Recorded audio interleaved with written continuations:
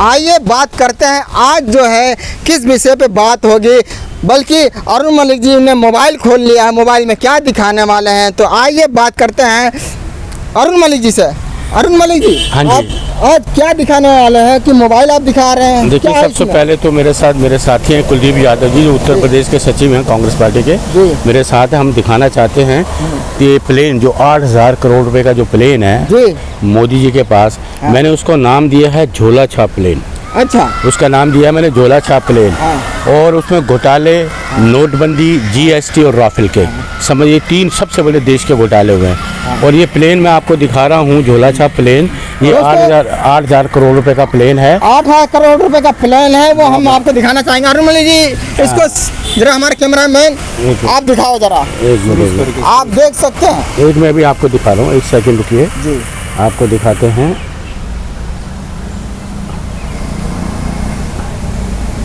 ये देखिए, चालू करिए, प्ले कर दीजिए। ये प्लेन जा रहा है झोला छाप प्लेन, 8,000 करोड़ रुपए का। और नीचे ये दिया गया है नमो नमो 2024 में गयो, नमो नमो 2024 में गयो। इसमें तो ये भी लिखा है मणिपुर जल रहा है। मणिपुर भी जल रहा है, ये आपको मैंने दिखाया नीचे। नोटबंदी, घोटाला, जीएसटी, राफेल, ये तीनों घोटाले देश के सबसे बड़े घोटाले हुए हैं, सबसे बड़े। और देखिए मणिपुर जल रहा है और प्रधानमंत्री जी घूम रहे हैं बाहर विदेशों में, और आज तक कोई बात नहीं की गई। आज तो आने वाले हो, आएंगे तो ये प्लेन झोला छाप प्लेन है ना उनके पास। इसलिए मैंने दिखाया कि झोला छाप प्लेन है। ये नोटबंदी, जीएसटी, राफेल है, उसमें बनाया गया ये सारा झोला छाप। और ये 24 में चले जाएंगे।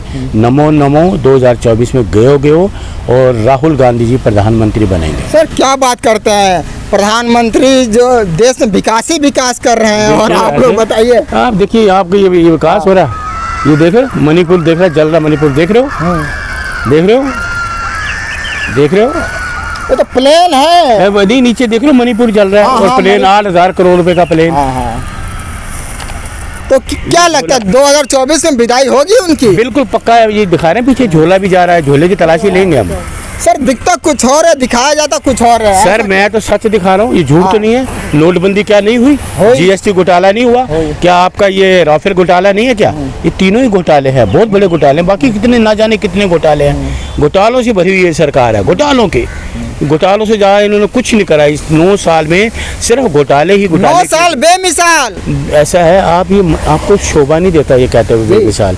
9 साल घोटालों का साल रहा है, घोटाले रहे, अराजकता रही, किसी को न्याय नहीं मिला, भय का वातावरण रहा, डर का वातावरण रहा लोगों में, तो कोई इनको इंसाफ नहीं मिला किसी को भी। तो ये चीज़ें जो संविधान की रक्षा नहीं की जा रही, लोकतंत्र को धज्जियाँ उड़ाई जा रही हैं, तो इनमें 9 साल में ये चीज़ें की हैं। लोकतंत्र की धज्जियाँ उड़ाई जा रही हैं, संविधान को ये मानते नहीं हैं, अत्याचार कर रहे हैं, किसी को न्याय देते नहीं, इनके दर पे आते ये बोलते नहीं, कुछ कहते नहीं, जवाब देते नहीं, कुछ भी पूछो देते कुछ जवाब है, कहो कुछ देते कुछ जवाब है, इनके पास कोई चीज़ नहीं है। मतलब आप कहना चाहते हैं कि मतलब मोदी जी मौन है? मोदी जी मौन नहीं है, खामोश हैं। खामोश कह लो, मौन कह लो, चुप कह लो, ये कि डरे हुए हैं। डरे हुए, बहुत बड़ी बात कह रहे हैं। राहुल गांधी से डरे हुए हैं, क्योंकि राहुल गांधी जी ने जो प्रश्न करे, संसद में करे या सड़कों पे करे, राहुल गांधी से ये इतना डरे हुए हैं, इतना डर गए कि इनको संसद बंद करनी पड़ी। आपका प्रमाण है ये। राहुल गांधी से डरे हैं तभी तो संसद बंद हुई, क्योंकि राहुल जी ने जो जवाब प्रश्न किए देश के लोगों के हित के लिए किए, जो देश के लोग चाहते थे उनकी आवाज़ को बुलंद करके कहा, तो इतने खौफ ज़्यादा है, डरे हुए हैं राहुल गांधी से, बहुत ही डरे हुए हैं। अच्छा, इतना डरे हुए हैं। देखिए सीधा, मैं तो सीधा कहूँगा, सबूत है। अगर ये डरे हुए ना आते संसद बंद कर दी राहुल जी के एक प्रश्न से कि अडानी जी से रिश्ता क्या है, एक अभी प्रश्न किया, उसी प्रश्न से इतने डर गए इनको संसद बंद करनी पड़ी। भारत जोड़ो यात्रा से डरने लगा, और इससे डर लग गया यात्रा से। तो राहुल जी ने पूरे देश को एक कर दिया, नफरत को दूर किया, नफरत को दूर करने का बीड़ा उठाया राहुल जी ने, वो सक्सेसफुल हुआ। सुनने में आया था, लोग कह रहा मतलब बीजेपी की तरफ से भारत जोड़ो, नहीं भारत तो कभी टूटा ही नहीं था, तो ये जोड़ने कैसे निकला? ये नफरत जो फैला रहे हैं ये तोड़ने से कम है। हिंदू मुसलमान से लड़वाना, हिंदू किसी और से लड़वाना, किसी जाति को किसी और जाति से लड़वाना, ये इनका काम है। तो नफरत को दूर करने के लिए राहुल जी ने किया है ना मोहब्बत की दुकान, तो एक बहुत अच्छा इशू था। और आज देश, पूरी दुनिया इसकी तारीफ कर रही, पूरी दुनिया मैं तो अपने देश की बात नहीं कर रहा, पूरी दुनिया इनकी तारीफ कर रही है। नफरत के बाजार में मोहब्बत की दुकान।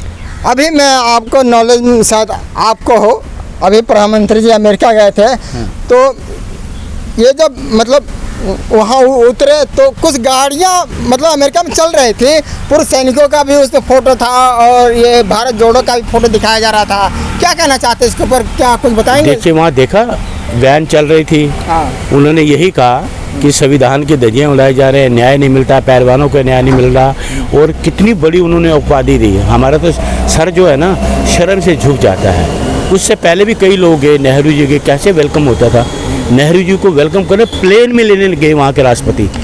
पंडित जवाहरलाल नेहरू जब गए तो प्लेन में गए थे वहाँ के राष्ट्रपति, यहाँ तो कोई आया नहीं इनको लेने।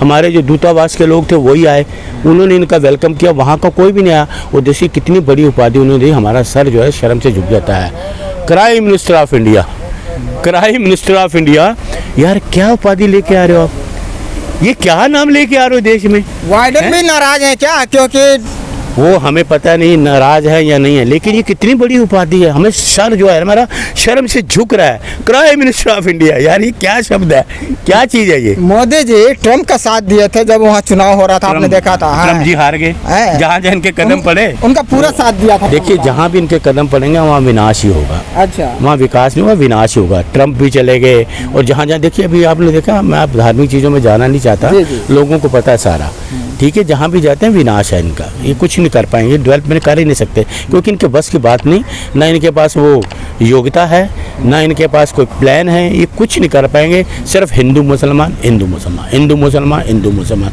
ये जाति वो जाति, ये जाति वो जाति, ये कुछ नहीं है। या लोगों को बस बरगलाना। देखना, आपने देखा अभी ये जहाँ भी जाएंगे इनको खाली कुर्सियाँ मिलेंगी, खाली टेंट मिलेंगे। ये सिर्फ स्टेज पर ना खुद ही हाथ हिलाते रहेंगे, पब्लिक नहीं होगी, ये खुद अपना आप हाथ हिलाते रहेंगे। अभी 23 तारीख जो प्रोग्राम था बिहार में, वहाँ पे कह रहे थे जो विपक्ष है फोटो शूट कराने गया है। ऐसा है, वो देशभक्त है। अभी आपको थोड़ी देर में एक चीज़ मैं और दूंगा, दिखाऊंगा, उसके बारे में आपसे मैं बाद में बात करूंगा। वो देशभक्तों का चुनाव रहा था, देशभक्तों का। विपक्षी एकता, मजबूत संगठन, विपक्षी मजबूत, गठबंधन मजबूत, ये है। दोस्तों हमारे साथ कुलदीप यादव जी भी हैं, मौजूद हैं, आइए इनसे ही बात करते हैं। सर क्या कहना चाहते हैं? जय भारत माता। और मैं आपके दर्शकों से बता देना चाहता हूं, पहला प्रश्न ये है कि 23 तारीख को पटना में फ़ोटो करवाने के लिए गए थे। अमित शाह जी ने कहा था फोटो शूट कराने। मैं अमित शाह जी से और अपने मध्य प्रदेश के मामा जी जिनको कहा जाता है शिवराज सिंह जी, उनको बताना चाहते हैं कि ये जो महागठबंधन इस बार हो रहा है, ये इसलिए नहीं, ये आपका जो लोकतंत्र की हत्या आपने किया है, आप हिटलर शाही सरकार बीजेपी सरकार ने जो दिखाने का कार्य किया है, ये जनता भी देख रही है। बीजेपी सरकार तो सबका साथ सबका विकास कहती है। अगर सबका साथ सबका विकास की होती तो आज आरजेडी, शिवसेना, समाजवादी, आम आदमी पार्टी, कांग्रेस, ऐसे कई अनगिनत पार्टियां एक मंच पर आई। क्यों आई? क्योंकि ये जनता के नुमाइंदे नेता हैं जो जनता की आवाज़ को उठाते हैं। और आज ये सरकार अपनी मन मर्जी कर रही है, जैसे प्रधानमंत्री मोदी अपनी मन की बात कह के चले जाते हैं, वैसे आज इन नेताओं की भी बातें नहीं सुन रही हैं। जिस प्रकार हमारे देश पर 200 साल अंग्रेज़ों ने राज किया था, आज वही अंग्रेजी शासन बीजेपी सरकार लाना चाहती है। और ये महागठबंधन जो है, इससे बौखलाए बीजेपी के नेता लोग कई अशब्दों का प्रयोग कर रहे हैं, क्योंकि कहावत है कि उल्टा चोर कोतवाल को डांटे, ठीक है। और ऐसे ऐसे शब्दों का प्रयोग कर रहे हैं बीजेपी के लोग जो सुनने योग्य नहीं है और मर्यादा के योग्य नहीं। एक ऊंचे लेवल पर एक पदवी पे बैठे हैं, मर्यादा में होना चाहिए। ये हमारे देश का लोकतंत्र नहीं है। और कांग्रेस राहुल गांधी जी से बीजेपी सरकार इसलिए बौखलाई है क्योंकि जब राहुल गांधी भारत जोड़ो यात्रा निकाले तो उस समय करोड़ों का समर्थक कश्मीर से कन्याकुमारी तक, वो तो दिखा, पूरा दिखा। वो तो और हिंदुस्तान की और हमने भी चलाया उसे। जी, हिंदुस्तान की जनता ने देखा और मोहब्बत की दुकान लेकर पहुंच गए बिहार। और वहां पर राहुल गांधी जी को इशारा करते हुए माननीय लालू यादव जी ने, पूर्व मुख्यमंत्री जी ने इशारा भी कर दिया कि 2024 में माननीय राहुल गांधी जी के सर पर सेहरा बनने जा रहा है और पूरी विपक्षी पार्टी जो है इस सेहरा के साथ बारात बनने का काम करेंगे।